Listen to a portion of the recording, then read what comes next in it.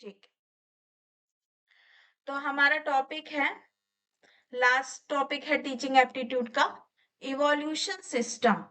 ठीक है, मूल्यांकन प्रणाली, element and types of evolution. इसके अंतर्गत जो जो पॉइंट्स दिए हुए एक बार मैं पढ़ देती हूँ, आपको रिमाइंड करा देती हूँ। जैसे एलिमेंट्स एंड टाइप्स ऑफ इलोविशन, सॉरी इवोल्यूशन। ठीक है, evolution is choice based credit system in higher education, computer based testing, innovation in evolution system. ठीक है, यानी कि मूल्यांकन के तत्व और प्रकार, इवोल्यूशन होते कैसे, उसके तत्व क्या है, उसके प्रकार क्या है, वो कितने प्रकार का होता है, इत्यादि के विषय में हम थोड़ा सा जानेंगे। नेक्स्ट है कंप्यूटर आधारित परीक्षा। जो कंप्यूटर आजकल ऑनलाइन माध्यम से जो हमारी परीक्षाएं इत्यादि होती हैं, उनको हम देखेंगे। ठीक है, फिर नेक्स्ट, फिर उसके पहले एक पॉइंट छूट गया, उच्च शिक्षा में विकल्प आधारित क्रेडिट प्रणाली में मूल्यांकन। इसको शॉर्ट फॉर्म में हम लोग क्रेडिट सिस्टम यानी कि सीबीसीएस भी बोलते हैं। ठीक है, सीबीसीएस का फुल फॉर्म क्या है, चॉइस बेस्ड क्रेडिट सिस्टम। ठीक है, तो इसको शॉर्ट फॉर्म में हम सीबीसीएस भी बोलते हैं। ठीक है, फिर उसके बाद है मूल्यांकन पद्धतियों में नवाचार। जो इवोल्यूशन है उसमें न्यू क्या है, न्यू क्या चीजें आती हैं या क्या चीज इंक्लूड की गई हैं, उनको हम एक बार देखेंगे। ठीक है, नेक्स्ट, मूल्यांकन। सबसे पहले हम ये जानेंगे कि मूल्यांकन होता क्या है। ठीक है, मैं थोड़ा सा धीरे धीरे चलूंगी क्योंकि आप लोगों को स्पीड तेज ना लगे। तो जहां पे किसी को यदि ना समझ में आए तो आप मुझे टोक सकते हैं। ठीक है, मूल्यांकन, मूल्यांकन क्या है, तो मूल्यांकन वह प्रक्रिया है जिसके आधार पर हम किसी छात्र के ज्ञान का आकलन करते हैं। ठीक है, आप यदि किसी जैसे कि हम लोगों ने अभी पूर्व में भी पढ़ा था, तो हम लोग जब किसी नई कक्षा में जाते हैं, मैंने एक एग्जाम्पल भी दिया था ऋतु का, कि ऋतु यदि किसी स्कूल में जाती है और वहां पे बच्चों का आकलन करना है कि बच्चों को कितनी नॉलेज है कितनी नहीं है, तो वहां पर हम उनका एक एंट्रेंस टेस्ट लेंगे या उनसे ओरल क्वेश्चन आर करेंगे। ठीक है, तो उसी को ही मूल्यांकन कहते हैं। जैसे हम आपका हर वीकली टेस्ट लेते हैं, तो उसमें भी हम आपका क्या करते हैं, मूल्यांकन करते हैं। ठीक है, तो उसी प्रक्रिया को, मतलब जिस प्रक्रिया द्वारा हम छात्र के ज्ञान का आकलन करते हैं, उसे हम मूल्यांकन कहते हैं।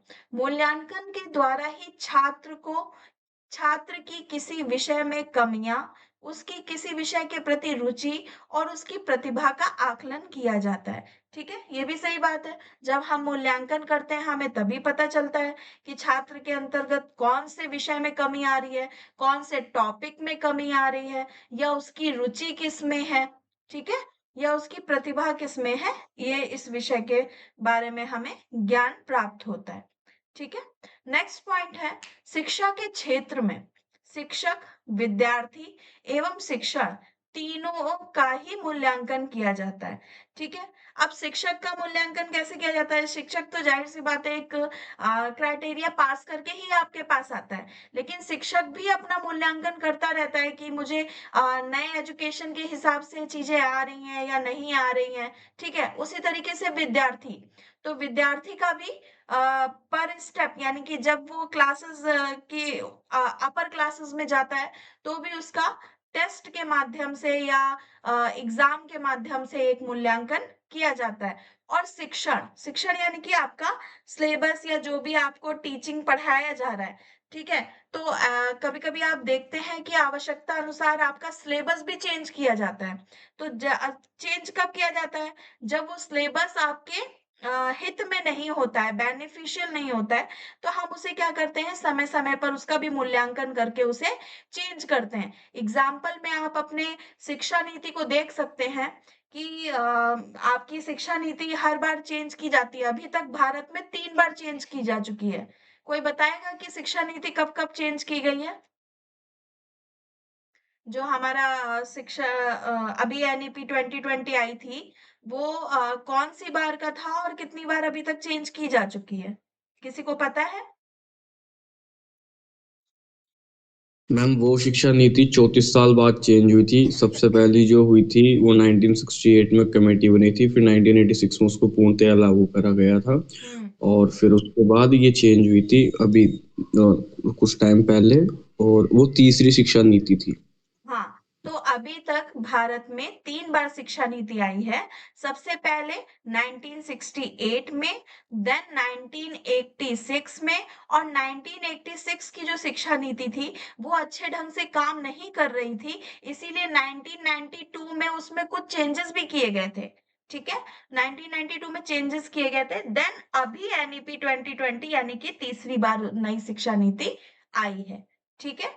तो इस तरीके से शिक्षण का भी मूल्यांकन होता है। जो सिलेबस आप में लगाया जाता है, उसका भी मूल्यांकन किया जाता है समय-समय पे। ठीक है? नेक्स्ट है, मूल्यांकन विद्यार्थियों को संपूर्ण मापन करने के साथ-साथ संपूर्ण शिक्षण प्रक्रिया का भी मापन करता है।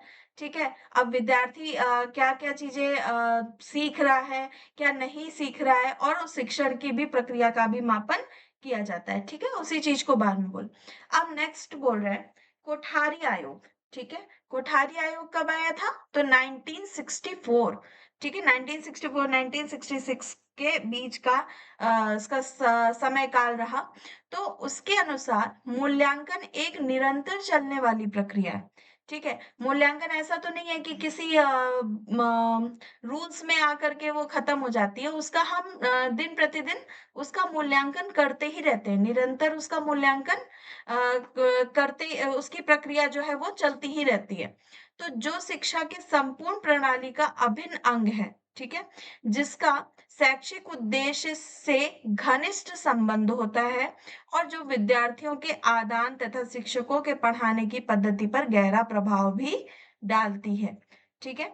ये ना केवल विद्यार्थियों द्वारा निष्पादित की गई है, कार्यों की कार्यों की माफ करता है, और बल्कि उसे सुधारने में भी सहायक होता है। यानी कि जो मूल्यांकन है, वो हमारे कमियों को तो बताता ही है, और उसको सुधारने के लिए हमें एक नई दृष्टि भी प्रदान करता है कि हमारी कहाँ-कहाँ पे गलती हो रही है। ठीक है? नेक्स्ट, अब यहाँ पे सीसीई। ठीक है? सीसीई क्या है? तो कॉन्टिन्यूअस एंड कंप्रेहेंसिव इवोल्यूशन। ठीक है? सतत और व्यापक मूल्यांकन। ठीक है? तो सतत और व्यापक मूल्यांकन क्या है? तो इसके द्वारा प्रस्तुत स्कूल में उनकी परिस्थिति के दौरान बाय के हर पहलू को मूल्यांकन करें। ठीक है? ऐसा नहीं है कि हम किसी एक पहलू को ध्यान में रख करके उसको चेंज कर दें, तो ऐसा भी नहीं होता है। हर पहलू को हमें देखना पड़ता है कि स्कूल का एनवायरनमेंट कैसा है, स्कूल का सिलेबस कैसा है, स्कूल में जो टीचर्स पढ़ा रहे हैं वो कैसे पढ़ा रहे हैं। तो हमें हर चीज का मूल्यांकन करना पड़ता है। ठीक है? परीक्षा के दौरान पहले बच्चों पर दबाव कम करने में भी मदद की। ठीक है? ये जो सीसीएसई है, ये परीक्षा के दौरान बच्चों को हेल्प करता है। ठीक है? किस तरीके से करता है? तो पहला इसमें पॉइंट दिया हुआ है प्लेसमेंट इवोल्यूशन। इसमें सबसे पहला नाम आता है प्लेसमेंट का। ठीक है? तो प्लेसमेंट मूल्यांकन क्या है? Before the admission instruction. ठीक है? निर्देश से पहले ही इसमें मतलब प्रवेश से पहले ही इसमें निर्देश दिए रहते हैं कि यहाँ पर ये चीजें हैं, या इन चीजों में हम पार्टिसिपेट कर सकते हैं। ऐसा जो भी है कोई भी आप यदि कोर्स करना चाहते हैं, तो उससे रिलेटेड आपको पहले ही इंस्ट्रक्शन दे दिए जाते हैं यूनिवर्सिटी के द्वारा या स्कूल के द्वारा। तो वो है। ठीक है? नेक्स्ट है students are assigned to classes according to their subject combination. छात्रों को उनके विषय संयोजन के अनुसार कक्षाओं में अपवर्तित किया जाता है। ठीक है? जैसे कोई यदि बच्चा मैथ का है, तो वो मैथ साइड का ही उसको चूज करने के लिए स्वतंत्रता है। यदि कोई आर्ट साइड का है, तो उसे आर्ट साइड के लिए भी स्वतंत्रता है। दूसरा होता है फॉर्मेटिव इवोल्यूशन। ठीक है? यानी कि रचनात्मक। इसके अंतर्गत क्या क्या आते हैं? तो इसके अंतर्गत आपके मल्टीपल आते हैं चॉइसेस। ठीक है? मल्टीपल मल्टीपल चॉइसेस, जैसे कि मल्टी टाइम्स प्रक्रिया के दौरान आंतरिक प्रतिक्रिया और साप्ताहिक परीक्षण। ठीक है? वीकली टेस्ट इत्यादि इसके अंतर्गत आता है। नेक्स्ट है आपका design to help both the student and teacher, यानी कि छात्र और शिक्षक दोनों की मदद करने के लिए डिजाइन किया गया है। ये जो फॉर्मेटिव इवोल्यूशन है, ये छात्र और शिक्षक की दोनों के विषय में जानने या दोनों की हेल्प के लिए ही डिजाइन किया गया है, ठीक है। नेक्स्ट है आपका शिक्षक और छात्र दोनों को प्रतिक्रिया प्रदान करता है। रचनात्मक इवोल्यूशन जो है, ये आपको क्या करता है, दोनों छात्र और शिक्षक दोनों को ही प्रतिक्रिया प्रदान करता है। नेक्स्ट डायग्नोस्टिक, ठीक है।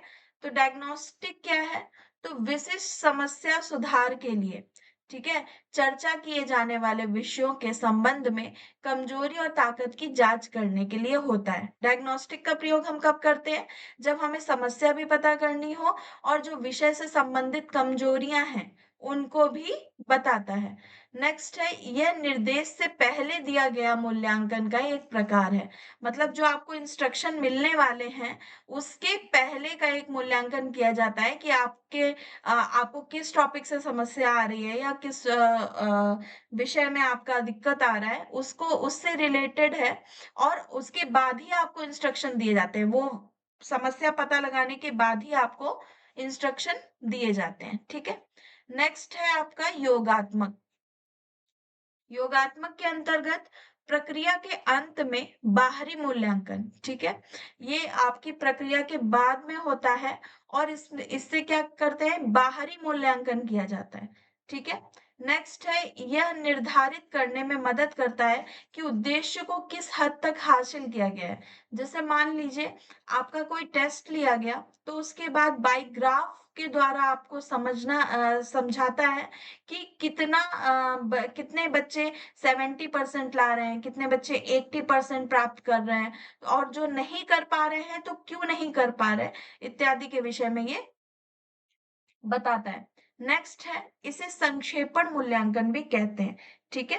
फिर इसका उपयोग प्रमाणित के लिए किया जाता है, ठीक है, यानी कि सर्टिफिकेट, जो आपको सर्टिफिकेट प्राप्त होता है उसके लिए ये किया जाता है।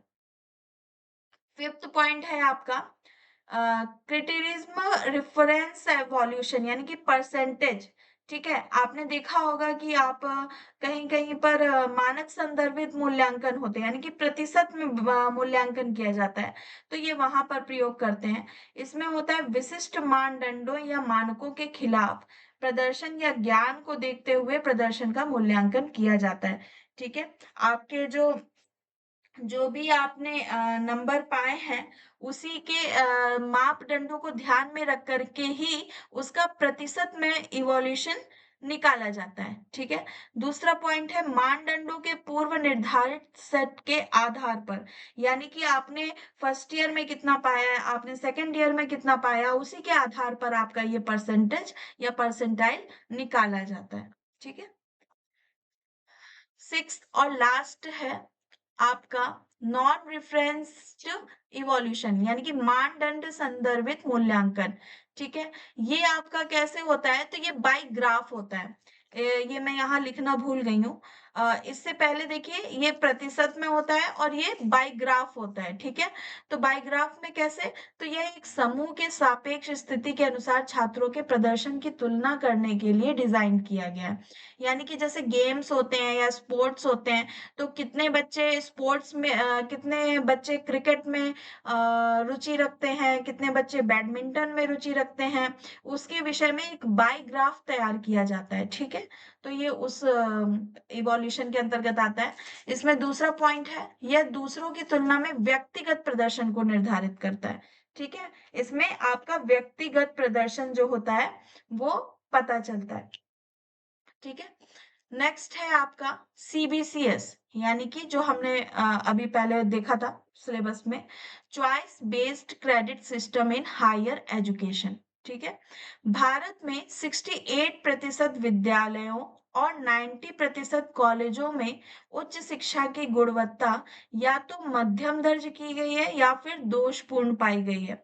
इन संस्थाओं के लगभग 75% डिग्रीधारी छात्र बेरोजगार की समस्या से जूझ रहे हैं, ठीक है। ऐसा यहाँ पे मूल्यांकन किया गया है। नेक्स्ट कह रहे हैं अब सीबीसीएस है क्या, ठीक है, तो उसके बारे में बता रहे हैं।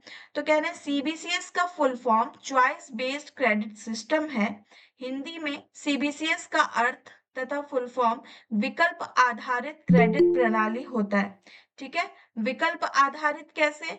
जब हम ना जैसे आजकल के हम कॉलेजेस में देखते हैं, वहां पर हमें एक साथ कई सारे विकल्प ऑप्शनल चीजें मिलती हैं। कुछ तो हमारे कोर सब्जेक्ट्स होते हैं, पर कुछ हमें विकल्प के आधार पे मिलती हैं। तो इसीलिए इसका हिंदी फुल फॉर्म क्या है? तो विकल्प आधारित क्रेडिट प्रणाली। ठीक है, अब चॉइस बेस्ड क्रेडिट सिस्टम के तहत अब कोई भी स्टूडेंट अपने कोर्स में से कुछ विषय हटाकर अन्य स्ट्रीम के अपने पसंदीदा एक या दो विषयों का चुनने का नियम रखता है। ठीक है, यानी कि पर्टिकुलर एक विषय तो उसका होता ही होता है, परंतु वो अपने रुचि आधारित होने पर दो सब्जेक्ट्स और भी चूज कर सकता है। उन्हीं को हम कोर सब्जेक्ट्स बोलते हैं। ठीक है, नेक्स्ट। तो विकल्प आधारित क्रेडिट प्रणाली ये क्या है? ठीक है, तो चॉइस बेस्ड यानी कि मतलब आपको विभिन्न कैटेगरी के विषय चुनने की आजादी है। यानी कि आप आर्ट साइड्स के हैं तो आप साइंस साइड का भी कोई विषय ले सकते हैं। ऐसा कोई वो मतलब इंस्ट्रक्शंस नहीं है कि आप अदर फील्ड में नहीं जा सकते। ठीक है, क्रेडिट सिस्टम यानी कि 30 आवर स्टडी 1 क्रेडिट, यानी चुने हुए विषय के आधार पर स्टडी आवर को ध्यान रखते हुए क्रेडिट अवार्ड किया जाएगा। ठीक है, मतलब आपकी जो स्टडी आवर है उसके अनुसार ही आपको क्रेडिट प्रदान किया जाता है, ऐसा। नेक्स्ट है आपका क्रेडिट की गणना निम्नलिखित घटकों को ध्यान में रखते हुए की जाती है। अब जो आपको क्रेडिट 30 आवर्स का एक क्रेडिट यहाँ पे बताया गया है, उसके विषय में बता रहे हैं कि इसमें कौन कौन सी चीजों को ध्यान में रखा जाता है। तो सबसे पहले है आपका व्याख्यान यानी कि लेक्चर। दूसरा है आपका ट्यूटोरियल। ठीक है, थर्ड है आपका प्रैक्टिकल। ठीक है, आपका लेक्चर कैसा था? आपका ट्यूटोरियल और प्रैक्टिकल और असाइनमेंट्स को लेकर के तीनों चीजों को ध्यान में रखते हुए क्रेडिट की गणना की जाती है। नेक्स्ट है सीबीसीएस के फीचर्स। ठीक है, इनकी विशेषताएं क्या क्या है? तो सीबीसीएस सभी केंद्रीय, राज्य और अन्य मान्यता प्राप्त विश्वविद्यालयों के लिए एक समान है। ठीक है, चाहे वो केंद्रीय विश्वविद्यालय हो, चाहे वो राज्य यानी कि स्टेट यूनिवर्सिटी हो, सबके लिए इसके नियम कैसे हैं? समान है। ठीक है, इसके 3 मुख्य पाठ्यक्रम मूल, वैकल्पिक और बुनियादी होते हैं। ठीक है, नेक्स्ट है मूल्यांकन संतोषजनक और असंतोषजनक दोनों ही रूप में यहाँ पर पाया जाता है। तीसरा पॉइंट है एक प्रभावी और संतुलित परिणाम प्रदान करने के लिए तीनों मुख्य पाठ्यक्रमों का मूल्यांकन और उपयोग किया जाता है। ठीक है, नेक्स्ट है आपका एकेडमिक ईयर यानी कि एक शैक्षणिक वर्ष में 2 सेमेस्टर यानी कि विषम और सम ये भी ऐड किया गया है। अभी आप लोगों ने देखा होगा जो हमारी सेंट्रल यूनिवर्सिटीज हैं वहां पर तो सेमेस्टर्स चलते हैं, बट स्टेट्स में बहुत सारे ईयरली चलते थे, तो वो भी अब सेमेस्टर वाइज कर दिए गए नई शिक्षा नीति आने के बाद। ठीक है, नेक्स्ट है आपका सेमेस्टर यानी कि प्रत्येक सेमेस्टर में 90 के बराबर 15 से 18 सप्ताह का शैक्षणिक कार्य शामिल होगा। ठीक है, नेक्स्ट। अब इसके तत्व।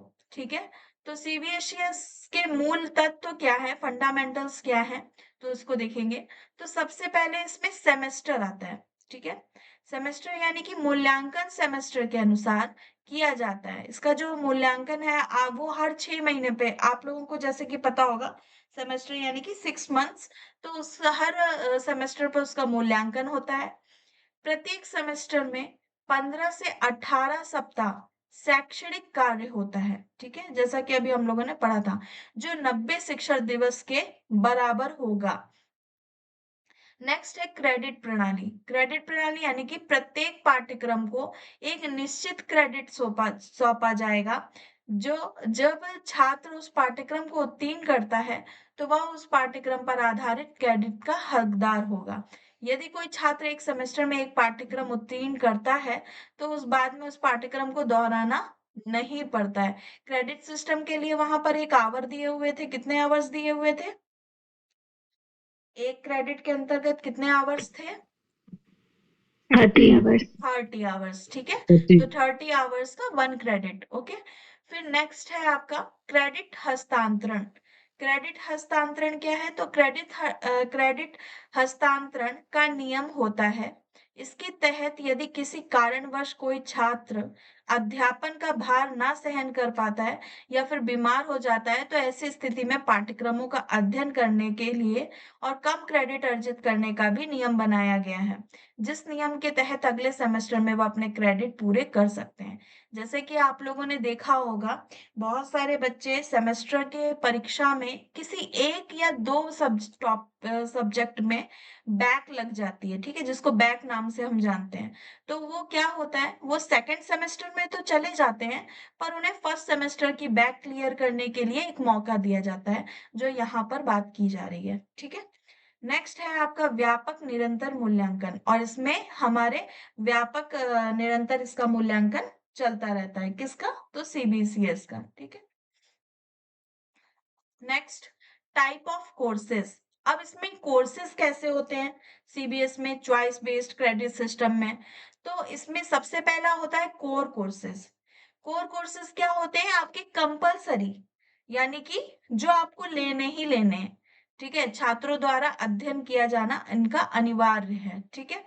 नेक्स्ट होता है आपका इलेक्टिव कोर्सेज। इलेक्टिव कोर्सेज ये होते हैं आपके स्किल्स पर आधारित, ठीक है, जिस फील्ड में आपका स्किल है या जो आपको पसंद है, उस पर ये आधारित होते हैं इलेक्टिव कोर्सेज, ठीक है। यहाँ पे लिखा है जिसे पाठ्यक्रमों के समूह पूल से चुना जा सकता है। पूल आप जानते हैं ना, पूल जैसे हम लोग कई किसी ऑप्शनल में जब खेलते हैं, तो वहां पे पूल होता है, हमें अपने मर्जी से अपनी चॉइस बेस्ड हमें उसको चूज करना होता है, उसी को पूल बोलते हैं, ठीक है। तो इसके अंतर्गत आपके 3 आते हैं, डिसिप्लिन स्पेसिफिक इलेक्टिव यानी कि डीएसई कोर्सेज, और आपके दूसरा आता है आपका डिसर्टेशन यानी कि प्रोजेक्ट। फिर तीसरा आपका आता है जेनरिक इलेक्टिव यानी कि जीई कोर्सेज, ठीक है। तीसरा कोर्स आता है आपका फंडामेंटल सॉरी फाउंडेशन कोर्सेज, ठीक है। फाउंडेशन कोर्सेज क्या है? तो ये व्यवसायिक होते हैं, यानी कि आपके व्यवसाय से आधारित होते हैं, ठीक है। इसमें पहला पॉइंट आता है आपका कंपलसरी कोर्सेज। इसके अंतर्गत आता है ये सभी विषय के लिए अनिवार्य और इसमें शामिल होते हैं, जैसे environmental science, English, MIL communication, ये सब, ठीक है। तो ये आपके कंपलसरी कोर्सेज के अंतर्गत आते हैं। दूसरे आपके इसके अंतर्गत भी इलेक्टिव कोर्सेज आते हैं, तो वो कैसे होते हैं? तो इन पाठ्यक्रम को मूल्य आधारित और कौशल आधारित निर्देश प्रदान करने के लिए डिजाइन किए गए पाठ्यक्रमों को पूल से चुना जा सकता है, वही, ठीक है। तो व्यावसायिक में भी आपके दो होते हैं, एक तो आपका कंपलसरी होता है कि आपको लेना ही लेना है, और दूसरा आप जिस फील्ड में जाना चाहते हो, जिस व्यवसाय, जिस बिजनेस की ओर जाना चाहते हो, वो आपके खुद के होते हैं, ठीक है। नेक्स्ट, अब सीबीसीएस का मूल्यांकन कैसे करा जाता है, उसके ग्रेडिंग पॉइंट्स कैसे होते हैं, ग्रेडिंग सिस्टम कैसे होते हैं, तो उसको यहाँ पर बताया गया है। तो जैसे एक साइड आपने देखा है ग्रेड्स लिखा है, दूसरी साइड आपका ग्रेड पॉइंट्स लिखे हैं। तो जैसे यदि ओ ग्रेड मिलता है आपको, यानी कि आउटस्टैंडिंग, और उसके आपके ग्रेड पॉइंट क्या होते हैं? 10, ठीक है। ए प्लस यदि मिलता है तो वो एक्सीलेंट, और उसके पॉइंट होते हैं 9। ए मिलता है वेरी गुड, तो उसके पॉइंट होते हैं 8। बी प्लस मिलता है तो इसका मतलब गुड, और 7 पॉइंट्स होते हैं। बी मिलता है तो अबव एवरेज, और इसमें 6 पॉइंट होते हैं। सी आपका मिलता है एवरेज, देन उसके 5 पॉइंट्स होते हैं। पी मिलता है यानी कि पास, और उसके 4 पॉइंट्स होते हैं। और एफ यानी कि फेल और अब्सेंट्स, ए बी ऐसा होता है, और उसके पॉइंट्स होते हैं 0। आप लोग जब यदि किसी ने सीबीएसई बोर्ड पढ़ा है, तो वहां पे चॉइस बेस्ड क्रेडिट सिस्टम के आधार पर ही ग्रेड पॉइंट्स मिलते हैं। आप लोगों को बचपन में A B B C ऐसे ही मिला होगा, है ना? जी दीदी। नेक्स्ट, कंप्यूशन ऑफ एसजीपीए और सीजीपीए। तो एसजीपीए क्या है? तो सेमेस्टर ग्रेड पॉइंट एवरेज, ठीक है। इसमें 3 स्टेप्स होते हैं। तो सबसे पहला स्टेप क्या होता है? तो सबसे पहले ये देखा जाएगा कि जो-जो विषय एक स्टूडेंट ने चुना है, उसमें क्या ग्रेड पाया है, ठीक है? उसमें आप लोगों ने सेंट्रल यूनिवर्सिटीज़ से है तो वहाँ पे सीजीपीए पॉइंट्स मिलते हैं या और भी यूनिवर्सिटीज़ में मिलते हैं। अब मुझे पता नहीं कि कहाँ-कहाँ, लेकिन सेंट्रल यूनिवर्सिटी में आप लोगों को सीजीपीए इत्यादि दिया जाता है, ठीक है? और इंटर वगैरह में भी कई सारे लोगों के सीजीपीए पॉइंट्स में नंबर दिए जाते हैं, तो ये वही है। तो एसजीपीए और सीजीपीए यहाँ पर बताया गया। तो नेक्स्ट स्टेप है इसका, उसके बाद उस ग्रेड को उस विषय का क्रेडिट से गुना किया जाता है, ठीक है? जैसे मान लीजिए किसी के 7.2 सीजीपीए आया है, देन उसको हम 10 से मल्टीप्लाई करके कुछ 9.5 से मल्टीप्लाई करके उसका क्रेडिट नंबर निकालते हैं, ठीक है? तो ये उसी के विषय में बोल रहा है। नेक्स्ट थर्ड स्टेप होता है, फिर स्टेप 2 का जो प्राप्तांक होगा, उसको भाग देने से जो भागफल निकलता है, उसे कुल क्रेडिट से उसे एसजीपीए कहते हैं, ठीक है? नेक्स्ट है विकल्प आधारित क्रेडिट प्रणाली के लाभ, ठीक है? बेनिफिट्स क्या-क्या हैं? तो सीबीसीएस जो है, ये एक कैफेटेरिया विशेष कार्यक्रम दृष्टिकोण प्रदान करता है, जिसमें छात्र अपने पसंदीदा पाठ्यक्रम को चुन सकते हैं। मतलब ये आपको स्वतंत्रता देता है, ठीक है? आप पर कोई स्टडी का बोझ नहीं बनता कि नहीं आपको ये चीज़ लेनी ही है, ठीक है? ये आपके लिए फ्लेक्सिबिलिटी प्रदान करता है। नेक्स्ट पॉइंट है क्रेडिट प्रणाली एक छात्र को उसके हितों के अनुसार अपनी खुद की पसंद के बारे में अध्ययन करने की अनुमति देता है। यानी कि जो आपकी स्किल्स है या जो भी आपको जिसमें आपका इंटरेस्ट लेवल है, उसमें आपको जाने की ये अनुमति देता है। ठीक है? तीसरा पॉइंट है छात्र आत्मलग्नता से इसे शीघ्र सीख सकते हैं। जाहिर-सी बात है कि यदि आपका कॉन्फिडेंस लेवल अच्छा है, आपका इंटरेस्ट है तो आपका कॉन्फिडेंस लेवल अपने आप ही बढ़ जाएगा, तो आप जल्दी ही सीख जाते हैं, ठीक है? फिर थर्ड पॉइंट है वे अतिरिक्त पाठ्यक्रमों के विकल्प चुन सकते हैं और आवश्यकता से अधिक क्रेडिट लाभ प्राप्त कर सकते हैं, ठीक है?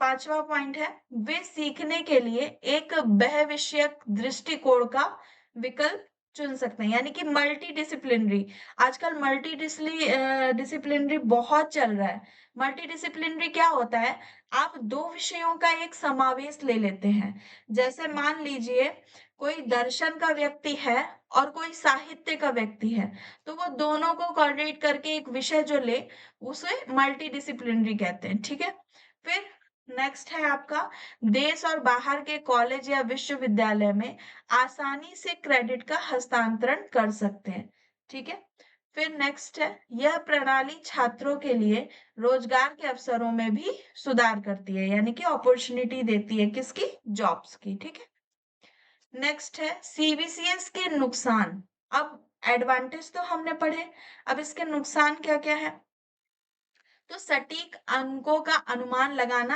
आसान नहीं है ठीक है सटीक अंकों का अनुमान लगाना क्यों नहीं आसान है क्योंकि जिसका 60 मार्क जैसे क्रेडिट सिस्टम में क्या होता है एक क्राइटेरिया होता है 60 to 70 मार्क्स जिनके हैं उनको हम 7 सीजीपीए में ही रखेंगे ठीक है तो उनके पॉइंट्स या ये ले सकते हैं आप ग्रेडिंग पॉइंट्स देख लीजिए ठीक है जो अभी हम लोगों ने A+B+ ऐसे पढ़ा था ना तो 90 से लेकर के 100 के बीच में जितने लोगों के मार्क्स आए होंगे उनको ए ही मिलेगा ठीक है तो उसमें जो रियल उनके अंक हैं उनका हम पता नहीं लगा सकते ठीक है तो ये डिसएडवांटेज हो गया नेक्स्ट है आपका शिक्षकों पर काम का बोझ बढ़ गया ठीक है उनमें बहुत ज्यादा वर्कलोडिंग हो जाती है तो और नेक्स्ट है आपका अच्छे बुनियादी ढांचों के बिना प्रभावी नहीं है और यानी कि आप अच्छे तरीके से यदि वहां पर स्किल्स नहीं यूज कर रहे हैं तो वो भी प्रभावी नहीं बनता है ठीक है मतलब उसके बेनिफिट्स नहीं दिख पाते हैं और वो डिसएडवांटेज में परिवर्तित हो जाता है ठीक है इस तरीके से आपका ये सीबीसीएस लेवल जो था ये कंप्लीट हुआ और आपका यहाँ पर टीचिंग एप्टीट्यूड समाप्त होता है अब हम थोड़े से मैंने आप लोगों से कहा था कि मैं प्रश्न करूँगी, तो आप सभी पढ़ कर के आए हैं?